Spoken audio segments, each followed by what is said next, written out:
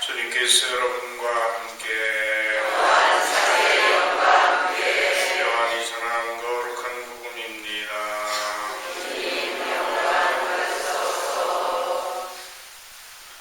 그때 예수님께서 길을 가시다가 태어나면서부터 눈먼 사람을 보셨다.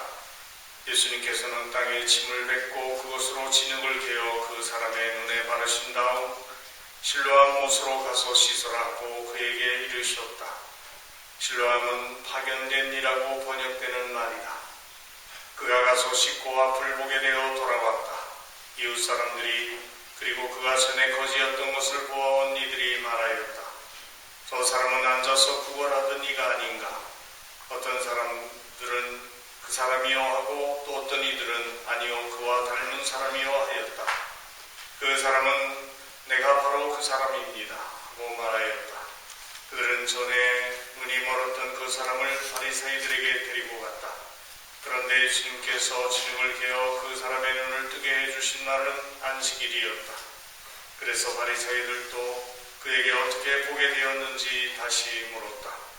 그는 그분이 제 눈에 진흙을 붙여주신 다음 제가 씻었더니 보게 되었습니다 하고 대답하였다. 바리새인들 가운데에서 몇몇은 그는 안식일을 지키지 않으므로 하나님에게서 온 사람이 아니요 하고 어떤 이들은 죄인이 어떻게 그런 표징을 일으킬 수 있겠소 하여 그들 사이에 논란이 일어났다. 그리하여 그들이 눈이 멀었던 이에게 다시 물었다. 그가 당신 눈을 뜨게 해주었는데 당신은 그를 어떻게 생각하오? 그러자 그가 대답하였다. 그분은 예언자십니다. 그러자 그들은 당신은 완전히 죄 중에 태어났으면서 우리를 가르치려고 드는 것이요 하며 그를 밖으로 내쫓아버렸다. 그가 밖으로 내쫓겼다는 말을 들으신 예수님께서는 그를 만나시자 너는 사람의 아들을 믿느냐 하고 물으셨다. 그 사람이 선생님 그분이 누구십니까? 제가 그분을 믿을 수 있도록 말씀해 주십시오 하고 대답하자 예수님께서 그에게 이르셨다. 너는 이미 그를 보았다. 너와 말하는 사람이 바로 그다. 그는 주님 저는 믿습니다 하며 예수님께 경배하였다. 주님의 말씀입니다.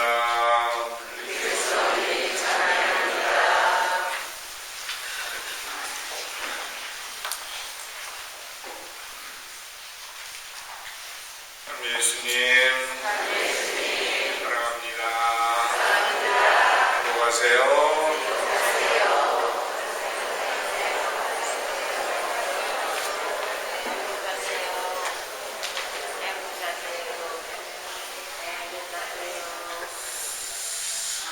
한 주간 평안하셨습니까?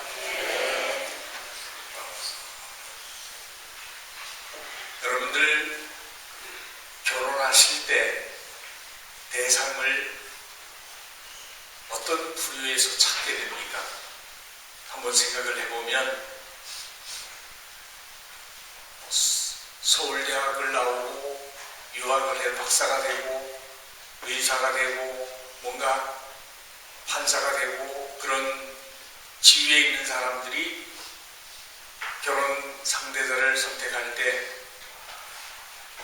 초등학교밖에 못 나오고 배운 것도 없고 돈도 없고 그런 사람들을 고를까요? 아니면 자기 수준에 맞는 사람들을 고르려고 할까요?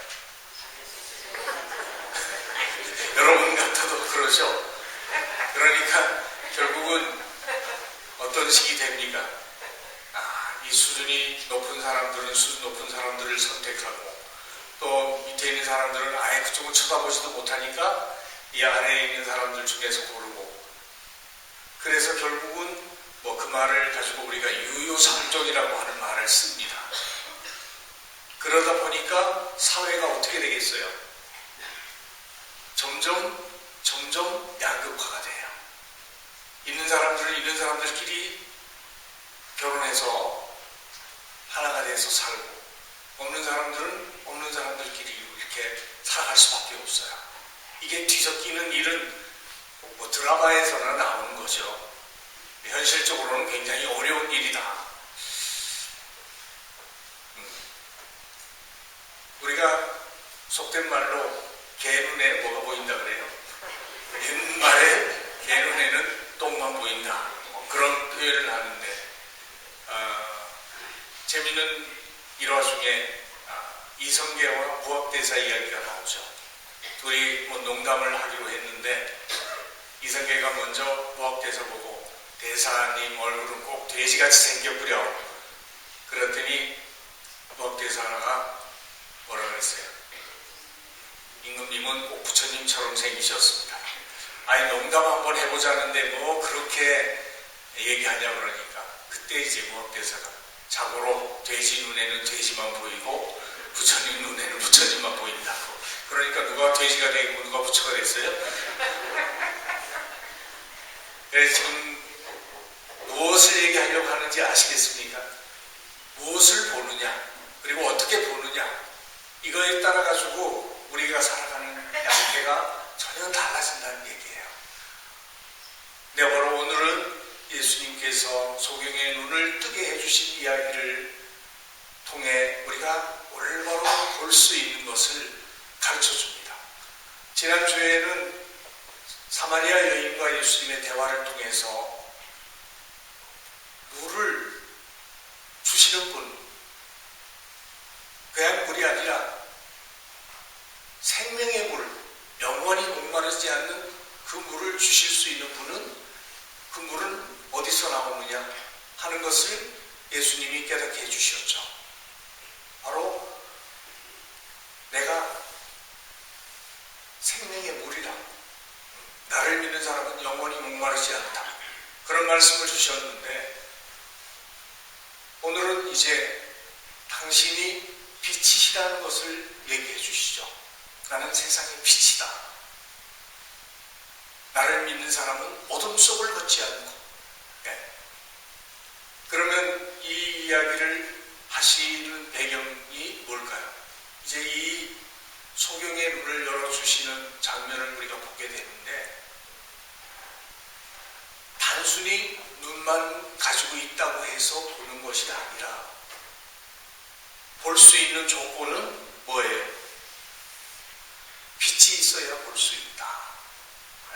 그러니까 빛과 눈이 있어야지 볼 수 있는 조건이 채워지게 된다는 거죠. 근데 그 빛을 주시는 분은 하나님이시다. 그렇기 때문에 하나님 없이 우리가 본다는 것은 사실 올바르게 보는 것이 아니다. 그러한 의미에서 눈 뜰 수 있도록 하기 위해서 예수님께서 눈먼 소경의 눈을 열어주시는데 그것을 본 바리사이들은 오히려 시비를 걸죠. 안식일에 예수님께서 그 일을 했다고 해서 안식일 법을 어겼기 때문에 예언자가 아니라고. 하지만 그 태중 소경이었던 그 사람은 그분이 누구냐고 물었을 때 예언자시라고. 그 사람들이 그 사람을 보고 원래 눈먼 눈멀었던 그 사람이다 아니다 기다 하고 다툴 때 그는 당당히 얘기하죠. 내가 바로 그 사람이다. 그리고는 자신을 눈뜨게 해준 분이 누군지 얘기해 주는데 그 이야기를 들은 바리사이들은 그분이 누구냐고 물었을 때 예언자라고 했어요. 그러니까 오히려 그들은 그 사람의 말을 듣고 참 놀라운 일을 하셨으니까 그를 믿고 받아들여야 되는데 죄 중에 태어난 주제에 우리를 가르치려 드냐. 오히려 그러면서 그를 밖으로 내쫓아버렸다. 그리고 그 얘기를 듣고 예수님이 그 소경이었다는 그 사람을 만나게 되자 그 사람은 예수님을 믿게 된 이야기. 뭐라고 해요? 선생님 그분이 누구십니까? 제가 그분을 믿을 수 있도록 말씀해 주십시오. 예수님께서 그에게 이르셨다. 너는 이미 그를 보았다. 너와 말하는 사람이 바로 그다. 그러자 그는 주님 저는 믿습니다 하면서 예수님께 경배하였다. 그래서 이게 점차 믿음이 발전되어서 진짜를 볼 수 있고 받아들일 수 있고 믿을 수 있는 그런 단계까지 가는 거죠. 많은 사람들이 굉장히 서로 사랑한다, 좋아해서 결혼을 하는데 그 중에 많은 사람들이 또 이혼을 해요. 그럼 뭐 때문에 그럴까요? 나중에 얘기하는 걸 보면 내 눈이 어떻게 됐다는 얘기예요. 내 눈이 뭐가 씌웠지 저런 인간을 내가 좋아했다고, 이쁘다고, 사랑한다고 생각했다고. 그 얘기는 뭐예요? 그때 그럼 본 게 잘못 본 걸까요? 아니에요. 잘못 본 건 아니고 사람들은 주로 뭘 봐요? 겉모습이에요? 마음이에요? 겉모습이죠? 근데 오늘 제1독서에 사무엘 예언자가 사울의 후계자로서 이스라엘 왕이 될 임금을 세우기 위해서 이사이의 집으로 찾아갔죠. 갔는데 그 아들 7이 하나씩 그 앞을 지나가는데 처음에는 큰 아들 보고 잘생겼고 키도 크고 하니까 하느님이 저 사람을 선택하셨구나 했는데 하느님의 음성이 들려오죠. 뭐라 그래요? 쟤는 내 눈밖에 낫다. 사람들은 키 큰 것 보고 외모 보고 겉모습만 보지만 나는 뭘 본다고? 마음을 본다. 주님은 마음을 보신다. 그러니까 보시는 것이 다르다. 그러니까 우리도 뭘 볼 수 있도록 해야 돼. 너무 외적인 겉모습에 치중하지 말고 마음을 볼 수 있도록 해야 되는데 처음에 사랑한다고 했을 때 그 사람의 마음까지 보았을까? 어쩌면 겉모습에만 푹 빠져 있었는지 모르죠. 그리고 정말 중요한 것은 뭘까요? 처음 그 사람을 만나게 된 동기가 뭐냐 하는 것이 굉장히 중요하죠. 대부분 사람들이 많은 사람을 만나게 되는데 그 중에 기억에 남는 사람이 그 만났던 사람들이 다일까요? 시내에 나가 숱하게 지나가는 사람들을 만나는데 다 기억해요? 이렇게 지금 성당에 많이 왔다 갔는데 분명히 보기는 봤는데 기억해요? 기억하는 사람은 어떤 사람입니까? 자기가 만나기로 약속하고 보고 싶어 하는 사람. 그 사람만 기억에 남는데. 그래서 왜 그럴까? 토마스 아퀴나스 성인이 그런 얘기를 했어요. 낯선 사람을 마주할 때 첫인상을 통해서 본능적으로 판단하는 것은 그 사람의 유용성이다. 그 사람이 나에게 얼마나 필요하고 도움이 될 사람인가. 이것을 생각하면서 그런 사람만 내 기억에 저장한다. 그렇지 않은 사람은 기억할 필요를 느끼지 못한다는 거예요. 그래서 실존주의 철학가인 하이데거도 그런 비슷한 얘기를 하죠. 아이가 이 세상에 태어나서 엄마라는 존재에 대해서 무조건 의지하는 이유는 본인이 필요한 것을 다 줄 수 있는 사람이 누구야? 엄마라고 하는 것을 본능적으로 알기 때문이라고 이야기를 합니다. 모든 인간이 대부분 그렇게 본능적으로 사고방식을 가지고 계산적으로 삶을 시작하게 된다는 거죠. 이게 인간만이 아니고 동물까지도 거의 그렇대요. 그런데 이게 변화되는 것은 어떻게 변화될까요? 이 갓난아기를 바라보는 부모의 입장이 되면 이야기가 달라진다는 거죠. 엄마가 아기를 낳으면 아기가 자기에게 뭐 도움이 돼요? 돈을 벌어다 줘요? 아니 있는 돈 다 써가지고 아이를 돌보고 시간 뺏기고 여러 가지 힘들고 잠 못 자고 어려움이 많죠? 결국 그 아이가 어느 정도 자랄 때까지는 엄마는 다 희생하면서 그 아이를 돌보아야 되는 무능한 아기지만 그런데 그 아기가 아무것도 도움이 안 된다고 생각하는데 계산해보면 소중하게 생각해요, 안 해요?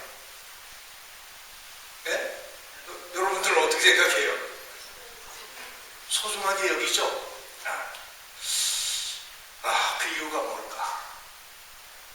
아기가 눈앞에 살아 숨쉬고 있다는 것이 그렇게 예쁘고 중요하고 놀랍고 아이의 작은 얼굴, 작은 손가락, 발가락 그 미묘한 움직임 하나도 엄마는 기억 속에서 놓치지 않고 고스란히 담고 있다는 얘기죠. 그런 이유가 뭐예요? 그건 본능이 아니라 뭐예요? 사랑하는 마음을 가지고 사람을 본다는 거죠. 이때 눈이 열리는 것이다. 이렇게 표현하는 거예요.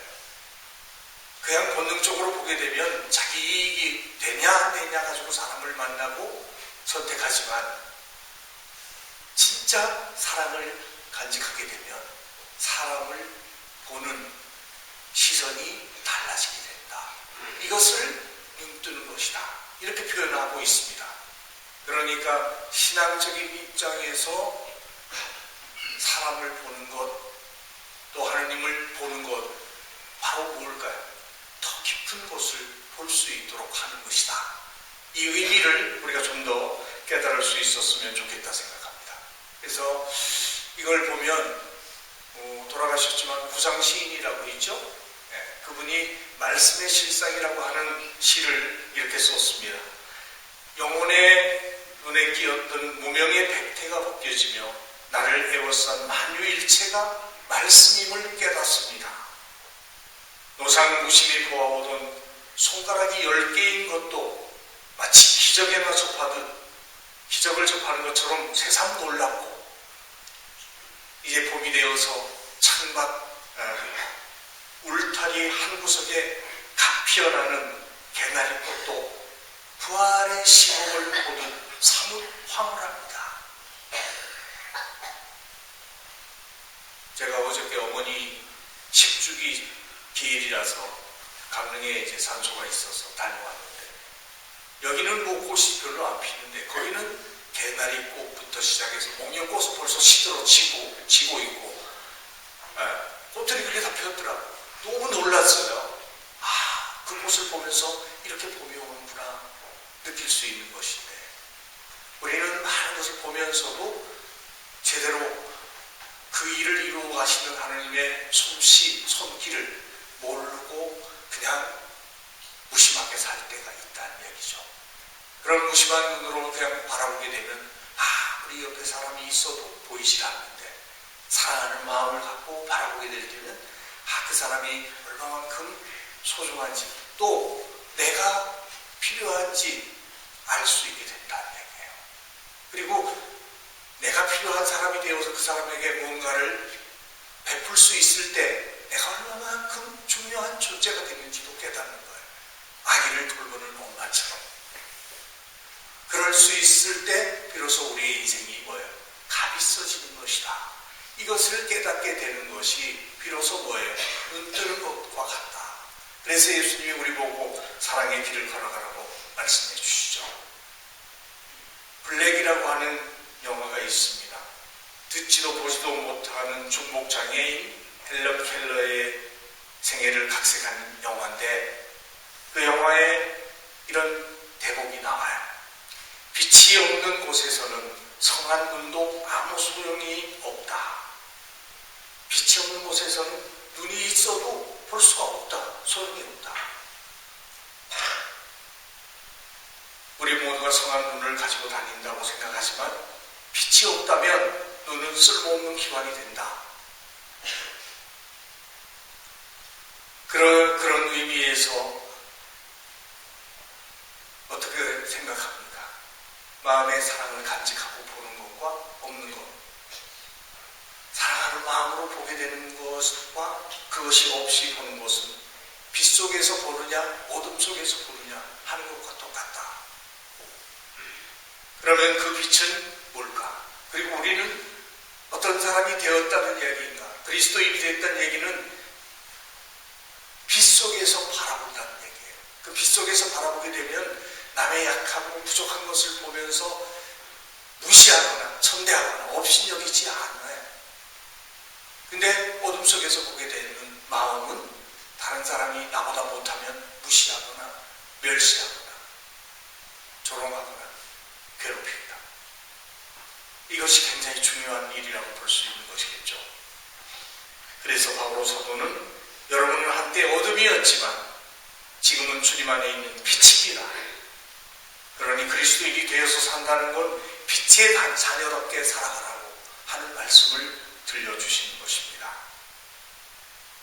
세상의 것에 눈이 밝아서 많은 것을 알고 있고 배웠고 부유하다고 자랑할 일이 아니다. 우리 삶 속에서 볼 수 있도록 하는 그 빛의 원천이신 예수님을 깨닫지 못하고 살면서 잘 보고 있다는 것은 영적인 세계에서 아무 소용없는 일이다 하는 것을 깨달을 수 있으면 좋겠다는 것이죠. 진정한 빛이 없으면 그 영혼은 어둠 속에 있을 뿐입니다.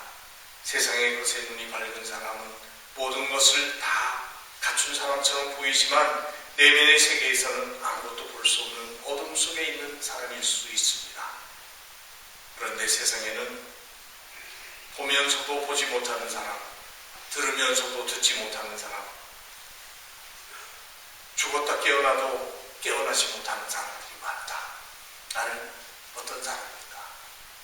다시 볼 수 있게 해주시는 예수님을 만나서 신정 참된 것을, 영원한 것을 볼 수 있는 그런 은총을 주시기를